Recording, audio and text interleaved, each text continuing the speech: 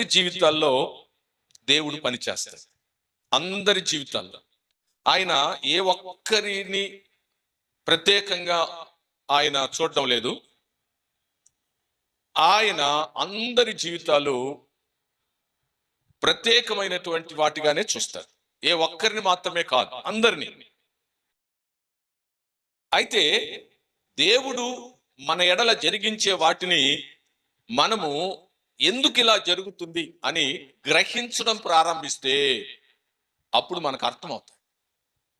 మనము గ్రహించకుండా ప్రతిదాన్ని మనకు నచ్చినట్లుగా ఆలోచిస్తే ఖచ్చితంగా అది ఎలా అనిపిస్తుంది అంటే మనల్ని సైడ్ ట్రాక్లోకి తీసుకెళ్ళిపోతుంది. మన జీవితము దేవుని చేత నడిపించబడుతూ ఉంది అన్నది మనం మొదట గుర్తించాలి. దేవుని చేత నడిపించబడుతున్నటువంటి వారం మనం. అది క్రైస్తవ జీవితం. దేవుడు మనల్ని నడిపించేటప్పుడు మనకి ఎలాంటి పరిస్థితులు ఎదురవుతాయి అన్నది మన చేతుల్లో లేదు, అది దేవుని చేతిలోనే ఉంది. కాబట్టి దేవుడు కావాలనే చేదులోకి నడిపిస్తాడు. చూద్దామా బైబిల్లో? చూద్దాం ఒకసారి. నిర్గమకాండం 15వ అధ్యాయం 25 వచనం ఒకసారి చదువుదాం. అతడు యెహోవాకు మొర్రపెట్టెనో అంతటా యెహోవా అతనికి ఒక చెట్టును చూపెను. అది ఆ నీళ్లలో వేసిన తర్వాత నీళ్లు మధురములు ఆయను. దేవునికి స్తోత్ర. మారా అనే ప్రాంతానికి దేవుడు తీసుకెళ్ళి, అసలు ఆ ప్రాంతంలోనికి వీళ్ళు వెళ్ళినప్పుడు వారు 3 రోజులు వాళ్ళకి మంచినీళ్ళు లేదు. 3 రోజులు మంచినీళ్ళు లేకుండా వాళ్ళు ప్రయాణం చేస్తున్నారు. ఇశ్రాయేలు ప్రజలు వాళ్ళ జీవితం మొత్తము కూడా అద్భుతాలు, ఆశ్చర్యాలు, మహత్కార్యాలే కనపడతాయి. వారు ఐగుప్తు దేశంలో శ్రమలో నుండి విడిపించబడి వారు అద్భుతమైనటువంటి రీతిలో ప్రయాణిస్తూ ఉన్నారు. వాళ్ళకి అర్థమైపోయింది, నా కష్టాలు పోయాయి, నా శ్రమలు పోయాయి, నాకు ఇబ్బందులు లేవు, ఇక దేవుడు నా పక్షంగా ఎంత గొప్ప కార్యం చేస్తూ ఉన్నాడు, ఇక దిగులు లేదు అని చాలా సంతోషంగా బయలుదేరి వెళ్తున్నప్పుడు వారికి దారిలో మంచినీళ్ళు దొరకలేదు. చూడండి, బంధకాలు పోయాయి, శత్రువు నశించాడు, స్వాతంత్రం వచ్చింది, చాలా ఫ్రీగా నడుస్తూ ఉన్నారు ఇప్పుడు. కానీ వారు మంచినీళ్లు లేనటువంటి పరిస్థితిని వాళ్ళు ఎదుర్కొన్నారు. సరే, 3 రోజుల ప్రయాణమై మారాకు చేరారు. ఆ మారాలోకి వెళ్ళినప్పుడు వారికి నీళ్లు దొరికాయి. దాన్ని తాగితే నీళ్లు చేదుగా ఉన్నాయి. చేదు నీళ్ళు అంటే వారి జీవితంలో చేదును దేవుడు ఎందుకు అనుమతించాడు? మారా అనగా చేదు అని అర్థం. ఆ పేరు ఎందుకు పెట్టారంటే ఆ నీళ్లను వాళ్ళు తాగలేకపోయారు. అంటే దేవుడు వాళ్లను ఒక మారా అనే ఒక కొలను దగ్గరకు తీసుకొచ్చాడు. ఆ కొలనులో చేదైన నీళ్లను వారికి తాగడానికి అవకాశం ఇచ్చాడు. దాహంతో ఉండే వాళ్ళకి నీళ్లు కనపడితే చాలు, ఇక ఆ నీళ్లు తాగేస్తారు. మాకు డీలర్ షాప్ ఉండేది. నేను చాలా దాహంతో ఇంటికి వస్తున్నాను. వాళ్ళు కిరోసిను బేరలో బట్టి సరిపోలేదని బిందులో పెట్టేశారు. బిందులో పెట్టి దానికి మూత పెట్టి ఇటుకరాయి కూడా పెట్టారు. కానీ నా దాహం ఎంత దాహంగా ఉందంటే నేను వచ్చి ఇటుకరాయి ఎందుకు పెట్టారు లేదా మూత ఎందుకు పెట్టారు అవంతా ఆలోచించిన. ఇటుకరాయి తీసి పడేసి, మూత తీసి పడేసి, గ్లాస్ తీసుకొని గవగా తాగేశాను. కిరోసిన్ తాగిన సమూహంగా ఉంది. ఏంట్రా ఇది తాగేసామే, ఏంటి ఇలాగా? దాహం దాహం దాదాపు 2-3 కిలోమీటర్లు నడిచి వస్తున్నాను స్కూల్ నుండి. ఆ దాహంగా ఉంది, తాగేసా. చూడండి, 3 రోజులు నీళ్ళు లేదు వీళ్ళకి. ఆ 3 రోజులు నీళ్ళు లేనప్పుడు వాళ్ళు ఏమనిపిస్తుందంటే నీళ్లు కనపడితే చాలు తాగారు అని తాగడానికి వెళ్ళారు. కానీ అందరూ తాగుతున్నారు ఆ నీళ్ళని, కానీ అది చేదుగా ఉంది, తాగలేకపోయారు. ఇక్కడ మారా అనుభవం అని ఒకటి ఇశ్రాయేలు జీవితంలో కనపడుతుంది. మారా అనుభవం లేనోళ్ళు ఇక్కడ ఎవరైనా ఉన్నారా? మారా అనుభవం అనేది మన జీవితంలో రాలేదండి అని ఎవరైనా చెప్పగలరా? ప్రతి మనిషి కూడా, దేవుని నమ్ముకున్న ప్రతి మనిషి జీవితంలో కూడా ఇలాంటి చేదైనటువంటి ఒక పరిస్థితిని మనం ఎదుర్కొనేలాగా ఆ చేదు గుండా మనం వెళ్ళాల్సి వస్తుంది. ఎందుకు ఇలా జరిగింది? ఎందుకు ఇలా జరిగింది? ఇది ప్రశ్న. ఇలా జరగకుండా ఉంటే బాగుండు కదా. నా జీవితంలో ఎందుకు ఇలా జరుగుతుంది? నేను ఎందుకు నమ్ముకున్న దేవుణ్ణి ఇలాంటి పరిస్థితులు ఏది రాకూడదు అనేదేగా. అందుకే కదా నేను దేవుణ్ణి నమ్ముకున్నాను. అయితే ఎందుకు ఈరోజు నా జీవితం చేదుగా మారిపోయింది? కాబట్టి చేదు అనేటువంటిది దేవుడే వారికి అనుమతిని ఇచ్చాడు అని బైబిల్ స్పష్టంగా చెబుతుంది. దేవుడే వాళ్ళకు ఎలాంటి నీళ్ళు చూపించాడమ్మా? చేదు నీళ్ళు దేవుడే చూపించాడు. ఎందుకు చూపించాడు? అది ప్రశ్న. ఎందుకు వాళ్ళకి చేదైనటువంటి ఆ నీళ్లను దేవుడు వాళ్ళకి తాగనిచ్చాడు అంటే, వారు తమ జీవితంలో కొన్ని పాఠాలు నేర్చుకోవాలంట. దేవునికి స్తోత్రం. ప్రతి వ్యక్తి కూడా కొన్ని లెసన్స్, జీవిత పాఠాలు అంటారు. ఏం పాఠమమ్మా? జీవిత పాఠమో. దేవుడు ప్రతి మనిషికి కూడా పాఠాలు నేర్పిస్తాడు. ఆయన కనపడడు, ఆయన మాట వినపడదు, కానీ మనల్ని ఆయన అనేక రకాలుగా రకరకాలైన పాఠాలు మనకు నేర్పిస్తా ఉంటాడు. ఆ పాఠాల గుండా మనం వెళ్ళాలి. అన్ని మంచిగా జరుగుతుంది అనుకో, అన్ని మంచిగా జరుగుతూ ఉంటే మంచికి విలువ ఉండదు. అసలు మనకి ఏది ఎక్సైట్మెంట్ ఉండదు. మనకు చూడండి, మనకు ఏదైనా ఒక ఉత్ప్రేరకం లాంటి ఒక మంచి విషయాన్ని జరిగితేనే ఉత్సాహంగా వెళ్తాం. అలా కాకుండా ఏదైనా కష్టం, నష్టం, ఇబ్బంది ఎదురైనప్పుడు వెంటనే నీరసించు. కానీ మన జీవితంలో మంచిని మరలా చేదును కూడా దేవుడు అనుమతిస్తూ ఉన్నాడు అంటే, దాంట్లో దేవుడు ఏదో ఒక అద్భుత కార్యాన్ని చేయి. నేను చదువుకునేటప్పుడు ఒక సూత్రాన్ని చెప్పాను. ఏంటంటే క్షీణోపాంత ప్రయోజన సిద్ధాంతము అని, ఎకనామిక్స్ అనుకుంటా. అందులో లెక్చరర్ వచ్చి క్షీణోపాంత ప్రయోజన సిద్ధాంతము అని.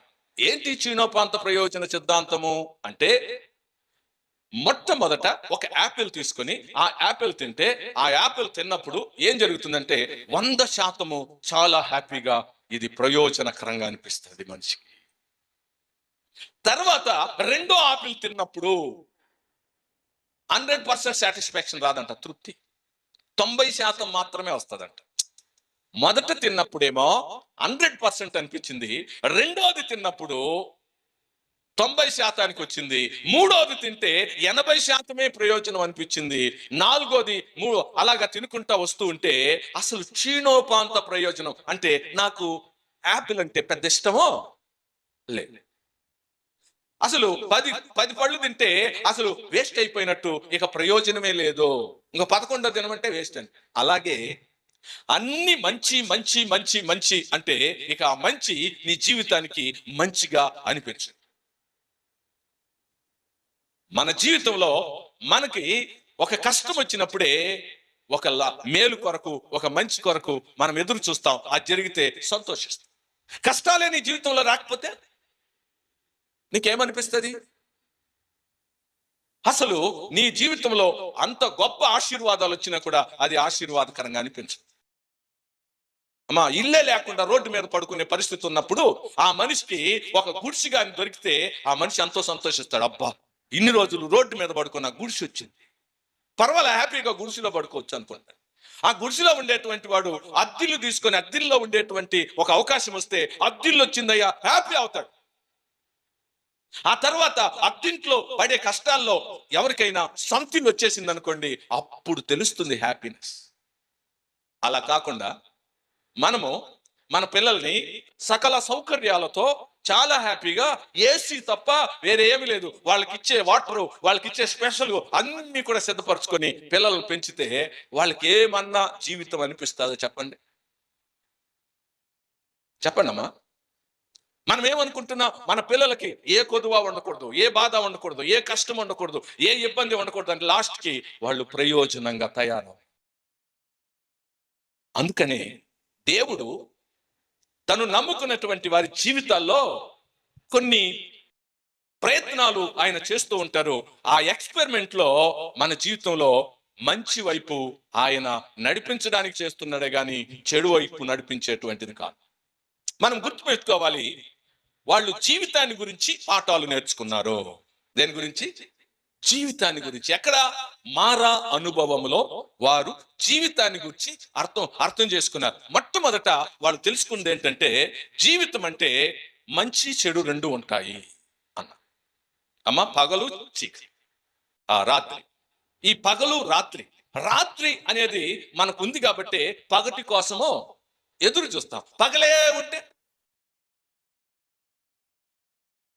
ఉంటే ఏమమ్మా, అసలు అదొక రకమైనటువంటి వాతావరణం. కొంతమంది మధ్యాహ్నం వెళ్ళినా కూడా, మామూలుగా వెళ్తే కూడా కొంతమంది నిద్రపోతా ఉంటారు, కొంతమంది పనులు చేసుకుంటా ఉంటారు, రకరకాల కన్ఫ్యూజన్ అయిపోతుంది మొత్తం. కాబట్టి రాత్రి అంతా నిద్రపోతారు, పగలో పనులు చేస్తారు. కాబట్టి ఆ డివైడ్ అనేటువంటిది మనకి ఒక క్రమాన్ని ఇచ్చింది. అది లేకపోతే మనము వెలుతురు కోసం ఎదురు చూడడం, పగలవడం కోసం ఎదురు చూడము. మా పాస్టర్ అమ్మ వంట చేస్తారు. వంట చేస్తే నేను చాలా బాగుంది ఈరోజు, హ్యాపీగా చెప్తాను. మా పిల్లలు అంటారు, చెప్పొద్దు డాడీ, నువ్వు చెప్పావనుకో రేపు కూర పోయినట్టే. అరే నాకు బాగుందిరా, నేను బాగుందని చెప్తా, అయిపోయింది, ఇక నెక్స్ట్ రేపు ఏమొచ్చేస్తుంది. కాబట్టి మా పాస్టర్ మామూలు కాదు, ఎక్స్పెరిమెంట్ బాగానే చేస్తుంది. అమ్మ, జామకాయల కూర ఎప్పుడైనా వండారా మీరు? ఆమె వండి జామకాయల కూర ఒక రోజు పెడితే గాని మామూలు కూర యొక్క టేస్ట్ ఏమో తెలీదు. అందుకనే ఒకసారి జామకాయల కూర చేసి పంపించిందాం పిల్లలకి. మా మామూలు వాళ్ళు ఏం చేశారు, ఆ మొక్కలన్నీ తీయడము, వేరే పిల్లలకి ఇచ్చి, ఇది ఏమి కాయో చెప్పండి అని అందరికీ మొక్కలు ఇస్తే వాళ్ళు ఆశ్చర్యపోయి, ఏంటి జామకాయ కదా, జామకాయలో కూర. కొన్ని ఎక్స్పెరిమెంట్స్ ఏం చేస్తుంది అంటే, మంచి కూర చేసినప్పుడు చాలా బాగుంది అని చెబుతాం, లేకపోతే జామకాయల కూర వచ్చేస్తుంది. దేవుడు ఎప్పుడు జీవితానికి పాఠాలు నేర్పిస్తారు. మొట్టమొదటి వాళ్ళు అనుకున్నారు, మన జీవితంలో అన్ని మంచే జరుగుతుంది అనుకోవద్దు. మన జీవితము అనేటువంటిది అది కలగాపులమైనటువంటిది. ఇది మంచి చెడుల సమ్మేళనం. మన జీవితంలో మంచి చెడుల సమ్మేళనం. మంచి జరిగినప్పుడు దేవుని స్తుతించు, చెడు జరిగినప్పుడు దేవునిలో బలపడు. ఎందుకు ఆయన దీన్ని అనుమతిస్తున్నాడో అర్థం చేసుకో. అంతేగాని వెంటనే మనము తిరస్కార బుద్ధి కలిగినటువంటి వారుగా ఉంటే దేవుడు మనల్ని నడిపించాడు. ఈ మధ్య పిల్లలు, ఆడెవడో పరీక్ష కనిపెట్టినోడు. ఏం కనిపెట్టాడంట? పరీక్ష. ఈ చదువుకునే పిల్లలంతా పరీక్ష కనిపెట్టినోడు ఎవడో కనిపెట్టేశారమ్మా, దేవునికి స్తోత్రం, కనిపెట్టేశారు. ఎందుకు కనిపెట్టావా పరీక్షని?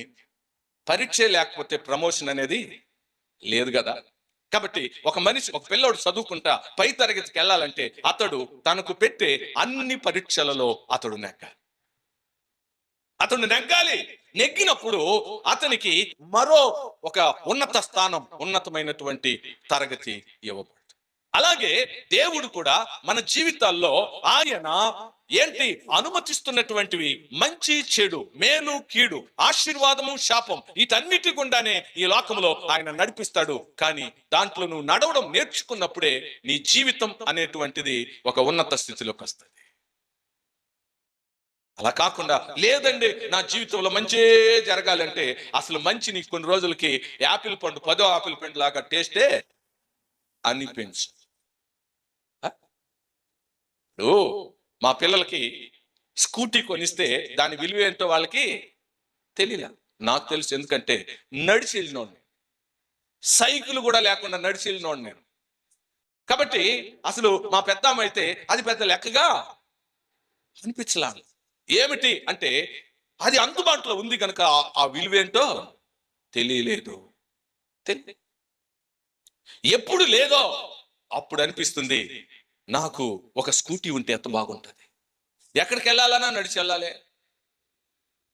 కాబట్టి లోటు అనేది మన జీవితంలో మారా అనుభవం.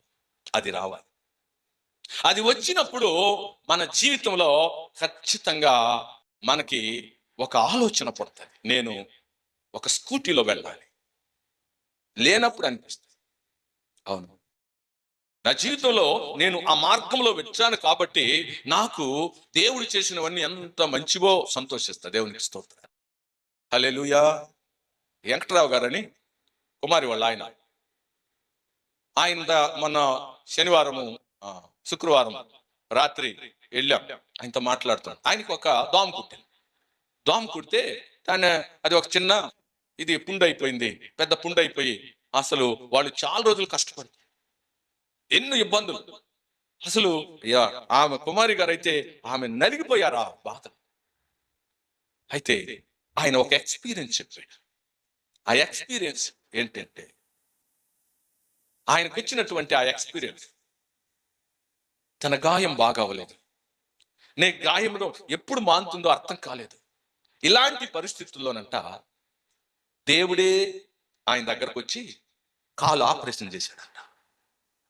కాలు ఆపరేషన్ చేసి ఆయన కుట్లేసి ఆయన వెళ్ళిపోయాడు. బాగా అయిపోతుంది.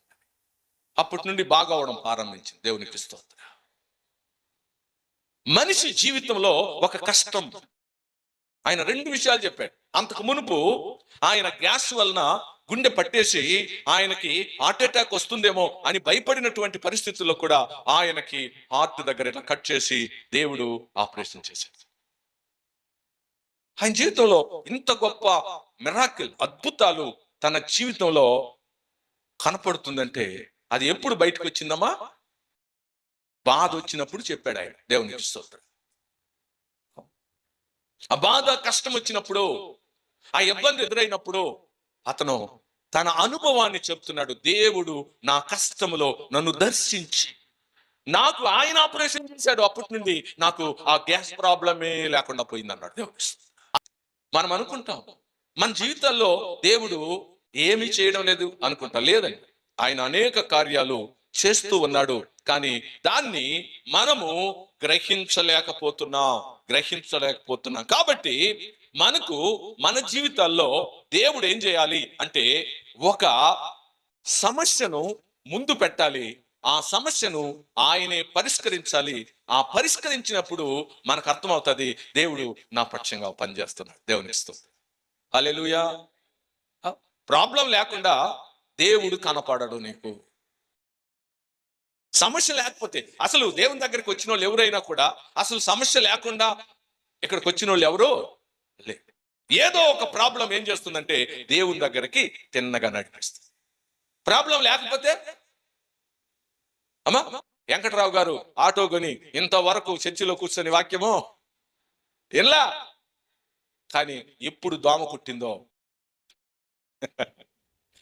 దోమ కుట్టినప్పుడు ఇప్పుడు ఆయన వాక్యం వినడానికి కూడా వచ్చి కూర్చొని ఆటో అక్కడే ఉంది.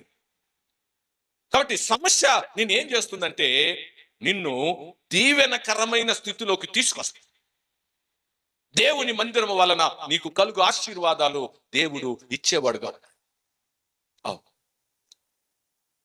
అప్పుడు కుమారి గారు, ఆమె ఆ వెంకట్రావు గారు భార్య, ఆమె వాళ్ళు ఎక్కడ ఉండేవాళ్ళు అంటే అసలు ఎక్కడ ఇల్లు తక్కువ అద్దె దొరుకుతుంది అక్కడికి వెళ్ళిపోతారు. ఏమ్మా కరెక్టే కదా? ఎక్కడ అది ఎంత దూరం అన్నా, ఎంత బురదన్నా కానీ, ఎంత శివరన్నా కానీ, అది ఎక్కడన్నా కానీ అక్కడికి వెళ్ళిపోయారు. అక్కడ అద్దెలు తీసుకు ఫస్ట్ వాళ్ళు మమ్మల్ని ప్రార్థన పిలిచింది దేనికంటే, అయ్యా మాకు ఒక ఇల్లు, ఆ ఇల్లు కోసం మీరు ప్రార్థన చేయాలి. వాళ్ళకి అర్థమైంది ఇల్లు అనేటువంటిది మా జీవితంలో లేనందువలన మేమెంత కష్టపడతాం, మాకు ఒక ఇల్లు కావాలి, దానికోసం ప్రార్థన. కాబట్టి ఆమె ఎంత దూరం? పాతగుంటూరు ఆ శివరమా, అక్కడో శివర, అసలు అందరికంటే దూరం ఆమె గుంటూరులో. ఆమె ఎంత దూరం నడుస్తుందో మామూలు ఆదివారం ఆరాధనకు రావడానికి చాలా దూరం నడుస్తుంది, మరలా కొంచెం ఆటోలో వచ్చేది అట్లాగా. కానీ దేవుడు ఏం చేశాడు, ఆమెకి ఈరోజు 2 అంతస్తుల బిల్డింగ్ లో ఉండి కృపనిచ్చాడు. దేవుని స్తోత్రం. ఈరోజు సొంత ఇల్లు, 2 అంతస్తులు, ఇంకా ఒక ఫ్లాట్ ఈరోజు గుంటూరు పట్టణంలో ఒక స్థిరమైన నివాసాన్ని దేవుడు ఇచ్చాడు. వారు ఆ కష్టాలు గుండా వెళ్ళకపోతే కనీసం వాళ్ళకి ఇక్కడ గుంటూరు పట్టణంలో సొంతిల్లు కావాలి అనే నిర్ణయం వచ్చేదా? చేదు. ఏమి చేదు అనుకొచ్చింది? సొంతిల్లు లేదు, అద్దె ఇంట్లో. ఆ అద్దెంట్లో పడే తిప్పలు, డబ్బులు ఇచ్చినా కూడా అసలు హౌస్ ఓనర్ మాట్లాడే మాటలు వాళ్ళ దగ్గర మనం నిలబడుకొని సమాధానం చెప్పాలి. ఆ చేదైన అనుభవం ఆమె జీవితంలోకి వచ్చినప్పుడు ఆమెకి ఆశీర్వాదకరమైన సొంత నివాసం వచ్చేసి దేవునికి స్తోత్రం. హల్లెలూయా, హల్లెలూయా. కాబట్టి నిన్ను చేదులోకి దేవుడు నడిపిస్తున్నాడంటే చేదులో నుండి మధురములోనికి నడిపించబోతున్నాడు అని అర్థం. మారా నీళ్లు ఏమయ్యాయంట? మధురంగా మార్చబడిందంట. మారా నీళ్లు ఎలాగా మధురంగా మార్చబడ్డాయి అంటే ఆ నీళ్లలోకి అసలు ఆ చేదులో ఆ తాగలేని పరిస్థితుల్లో ఉన్నప్పుడు వాళ్ళు ఏం చేశారు అంటే మోషే దగ్గరికి వెళ్ళి, మా పరిస్థితి అయ్యా దారుణంగా ఉంది, మంచినీళ్లు లేవయ్యా, దేవునికి మొరపెట్టయ్యా, ప్రార్థన చేయని ఆయన వెళ్ళి వాళ్ళంతా చెప్పినప్పుడు మోషే దేవునికి ప్రార్థన చేయగా దేవుడు ఆయనకి ఒక చెట్టు చూపించాడు. ఆ చెట్టు కొమ్మను తీసుకెళ్లి దాంట్లో వేయమన్నాడు. ఆ కొమ్మను తీసుకెళ్లి వేసే లోపే ఆ మారా జలము మధురముగా మార్చబడిను. దేవునికి స్తోత్రం. హల్లెలూయా. కాబట్టి ఆ చెట్టు ప్రభు అయిన యేసు క్రీస్తు వారు ఈ లోకంలో ప్రతి మనిషి కొరకై సిలువ యాగము చేసినటువంటి ఆ సిలువకు సాదృశ్యమైనటువంటిది. లోకములో పాపములో శాపములో మగ్గిపోయి చేదైన అనుభవం కలిగినటువంటి ప్రతి మనిషిని విడిపించడానికి, రక్షించడానికి ప్రభు అయిన యేసుక్రీస్తు ఈ లోకానికి వచ్చి మాను మీద వేలాడారే. ఆ రోజు దేవుడు మానవుని సృష్టించినప్పుడు ఏ కొదువన్న ఉందమ్మా? ఏ కొదువ లేదు. వాళ్ళు సర్వసమృద్ధి కలిగి ఉన్నారు, కానీ వారు పాపము చేసి అవన్నీ పోగొట్టుకున్నారు. జీవ వృక్ష ఫలాలన్నీ పోగొట్టుకున్నారు. కాబట్టి యేసు ప్రభు ఆ జీవ వృక్ష ఫలంగా జీవాధిపతిగా ఈ లోకానికి వచ్చాడు. నీ జీవితంలో నీ చేదును మార్చడానికి ఆయన ఈ లోకానికి వచ్చాడు. కాబట్టి నీ జీవితంలో పాఠాలన్నింటినీ కూడా నువ్వు నేర్చుకోవాల్సినటువంటి అవసరత ఎంతైనా ఉంది. దేవునికి స్తోత్రం. హల్లెలూయా. కాబట్టి జీవితము అనేది అనేక రకాలైనటువంటి కలాగలపమైనటువంటి సమస్యలే ఉంటాయి.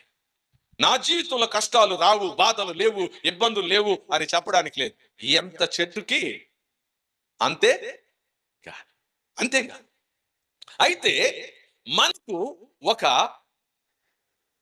కాపరి ఉన్నాడు. దేవునికి స్తోత్రం. అది మనకు ప్రాముఖ్యమైనది. ఏంటది అంటే మనకు ఒక నాయకుడు, మనల్ని నడిపించే నాయకుడు, మన మీద శ్రద్ధ నిలిపే నాయకుడు, మన యొక్క అవసరాలు తెలిసినటువంటి వాడు. ఆయన మన మీద ఆయన పనిచేస్తుంది. హల్లెలూయా. మన మీద ఆయన క్రియ చేస్తూ ఉన్నాడు. ఆయన ఒక లీడర్ మన మీద. ఆయన మనల్ని నడిపిస్తాడు. గొర్రెల కాపరి గొర్రెలను ఏం చేస్తాడమ్మా? మంచి మేత కలిగినటువంటి స్థలంలోకి తీసుకు నడిపించడానికి ఆయన అనేక రకాలైనటువంటి వంకర మార్గాల్లో, ఎత్తు మార్గాల్లో, కొండలు, లోయలు దాటించుకొని పోవాలిగా. అలా దాటి వెళ్ళాలంటే ఖచ్చితంగా ఆ మార్గాలన్నీ మంచిగా ఉండవు. ఆ మార్గంలో ఆయన తీసుకొని వెళ్తా ఉన్నాడు. ఎక్కడికి వెళ్తున్నాడు? పాలు తేనెలు ప్రవహించే దేశం వైపు కదా వీళ్ళని నడిపిస్తున్నాడు. ఆ దేశము సర్వ సమృద్ధి కలిగినటువంటిది, ఆకాశ వర్షాన్ని తాగేటువంటిది, ఆ భూమి శస్యశ్యామలమైనటువంటిది, అక్కడ ఫలాలన్నీ కూడా చాలా దీవెనకరంగా ఉంది. అక్కడ తీసుకెళ్ళబోతున్నాం. అక్కడ తీసుకెళ్లి వీళ్ళు వదిలితే వీళ్ళు దేవుడు గుర్తొస్తారా వీళ్ళకి? చెప్పండి అమ్మా. ఎంతో దీవెన పొందిన తర్వాత మందిరానికి రాకుండా మానేస్తారు. ఇప్పుడు ఇంకేం అవసరం ఉంది? అది ఆశీర్వాదం కాదు కదా. మందిరానికి మనము రావడం అనేటువంటిది మన జీవితంలో, లైఫ్ లో వచ్చే పాఠాలు నేర్చుకోవడం. ఏ మార్గంలో దేవుడు నడిపిస్తాడో ఆ మార్గంలో మనం వెళ్ళడానికి కావాల్సిన సామర్థ్యము మనం సంపాదించుకోవాలి. దేవునికి స్తోత్రం. కాబట్టి జీవితానికి నాయకుడు ఉన్నాడు, జీవితానికి ఒక పరిచర్య కావాలి. జీవితం అంటే ఒక పరిచర్య. అది దేవుని పరిచర్య. దేవుడు నీ కొరకు పరిచర్య చేసే సేవకులను ఏర్పాటు చేసి చాలా మంది నాతో చెప్పే మాట ఏంటంటే, ఇప్పుడే మేము అనుకుంటున్నాం మిమ్మల్ని పిలిస్తే బాగుంటుంది, మీరు వస్తే బాగుంటుంది, కరెక్ట్గా వెళ్తాను. ఏమ్మా, ఎంతో మంది సాక్ష్యం చెప్తాం.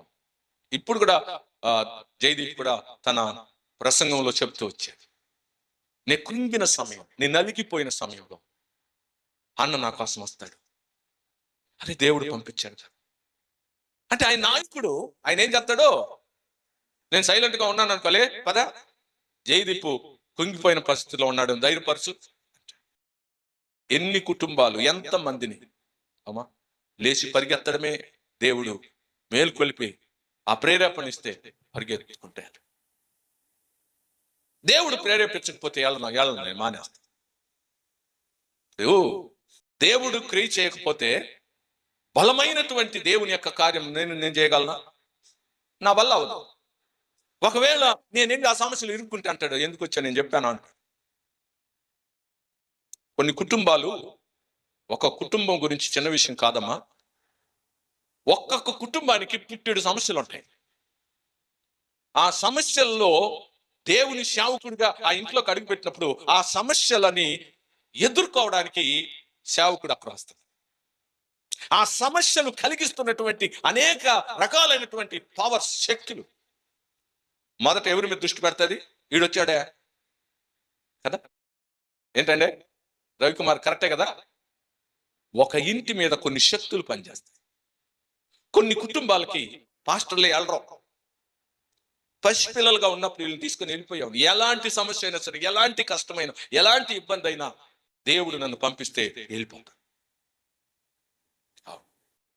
మీరేమనుకుంటారంటే ప్రార్థన అంటే చిన్న విషయమా, సల్లగా వెళ్ళి హ్యాపీగా ప్రార్థన చేసి వచ్చేదే కదా పాస్టర్ గారికి ప్రశాంతం. కాదు, యుద్ధం, పరిచర్య ఒక యుద్ధం, ఒక పోరాటం.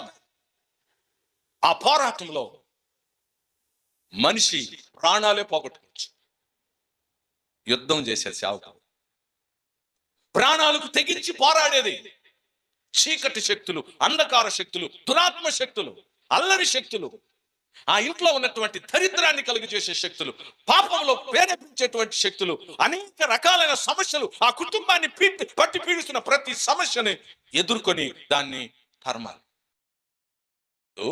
యేసు ప్రభు స్టోరీ చెప్పాడు, కథ చెప్పాడు. ఒక కథ,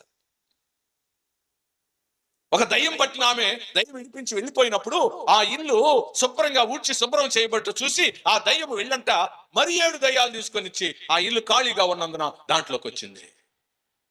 ఈ 7 దయ్యాలు పట్టుకునేటువంటి ఇంట్లోకి వెళ్ళి ప్రార్థన చేయడం అంటే పాస్టర్ గారి పని ఏంటమ్మా? చెప్పండి, చిన్న విషయమేనా పాస్టర్ గారికి?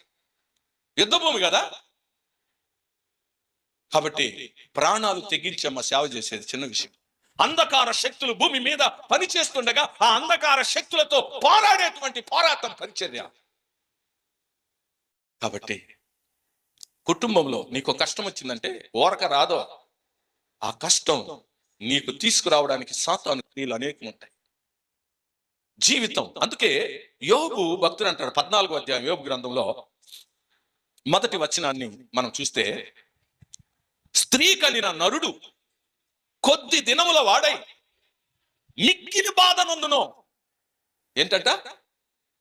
స్త్రీ కనిన నరుడు కొద్ది దినముల వాడే, కానీ అతడు తన జీవిత కాలం కొంచెమైనా కూడా అందులో మిక్కిలి బాధ నొందును. యోబు జీవితంలో కష్టాలు, శ్రమలు, చేదైనటువంటి అనుభవం దేవుడు ఎందుకు పెట్టాడు? జీవితంలో పాఠాలు ఉన్నాయి. చేదైనటువంటి మార్గంలో నడిపించబడినటువంటి వ్యక్తి యోబు. ఆ బాధ, ఆ వేదన కారణం ఏమిటి అంటే, దేవుడు అతనికి ఎంత తోడుగా ఉన్నాడో, అతని పక్షంగా పనిచేస్తున్నాడో, అతని కొరకు దేవుడు ఎంత గొప్ప ప్రణాళిక కలిగి ఉన్నాడో వాటన్నిటిని నెరవేర్చడానికి ఆయన పరిచర్య చేస్తున్నాడు. కానీ అక్కడ సవాల్ ఎదురైంది. సైతాను వచ్చాడు. ఏంటి? ఆ ఇంటి చుట్టూ కంచి వేసి వాళ్ళని కాపాడి అన్ని సకల సౌకర్యాలు చేసి పెడుతుంటే నిన్ను నమ్ముకున్నాడు, స్తుతిస్తున్నాడు. తీసేయి చూద్దాం నిన్ను ఎవడు మర్తిస్తాడో ఛాలెంజ్ చేశాడు సైతాను ఛాలెంజ్ చేశాడు దేవునితో. ఏమిటి? ఆ ఇంటికి ఉన్న కంచె తీసేసి చూద్దాం, ఆ కంచె తీస్తే మేము దాడి చేసి ఆ కుటుంబానికి నష్టాన్ని కలిగించినప్పుడు ఆ కుటుంబం అనేటువంటిది నిన్ను స్తుతించదో. దేవుడు అంటాడు, యోబు అలాంటి వాడు కాదు, నమ్మకస్తుడు, నా యందు భక్తి కలిగిన వాడు. ఎన్ని కష్టాలు వచ్చినా, ఎన్ని శ్రమలు వచ్చినా, ఎన్ని బాధలు వచ్చినా అతడు నా యందు భక్తి కలిగి విశ్వాసమును చూపించేవాడని సవాలు చేశాడు దేవుడు అంటే. అప్పుడు యోబు తన జీవితంలో ఎదురైన ఆ గందరగోళ పరిస్థితి, ఒక్కసారిగా తనకున్న ఆస్తి, తనకున్న సంపద, తనకున్నటువంటి బిడ్డలు, తనకున్న ఆరోగ్యం అన్ని కోల్పోయి భార్య కూడా చివరికి ఒకే మాట అన్నది, ఇంకా నువ్వు బతికుండవా, అసలు నువ్వు బతికుండకూడదు, దేవుని దూషించి జీవం వీడు అని చెప్పేసి. అయినా అన్నాడు, మూర్ఖురాలు వలె మాట్లాడు. దేవుడు ఆశీర్వదించినప్పుడు అన్ని అనుభవించాం, ఈరోజు కష్టాలు వచ్చిందని దేవుని వదిలేస్తామా? యోబు గెలిచాడు, దేవునికి స్తుతి. యోబును దేవుడు రెట్టింపు ఆశీర్వాదాలతో నింపాడు, మరలా ఆ కుటుంబాన్ని సమకూర్చాడు, మరలా అతనికి 10 మంది బిడ్డలు. ఆశీర్వాదకరమైన కుటుంబం, రెట్టింపు ఆశీర్వాదం. మనిషి జీవితంలో దేవుడు చేదును అనుభవిస్తున్నాడంటే ఆయన ఆ చేదు తర్వాత దేవుడు దీవెన కలుగ చేయబోతాడు. హల్లెలూయా, హల్లెలూయా. కాబట్టి రాత్రి అనేది నీ జీవితంలో రాత్రి, అయ్యా ఎంతసేపు ఈ రాత్రి అంటే తెల్లారే సమయం వచ్చింది, దేవునికి స్తోత్రం. అవును, ఆ ఉదయ కాల నక్షత్రం ప్రకాశించే సమయం, ఆ ఉదయం రాబోతూ ఉంది కనుక నీవు ధైర్యం వహించు. నాకు నా కష్టాలు పోయే రోజు వచ్చేసింది, దేవునికి స్తోత్రం. హల్లెలూయా.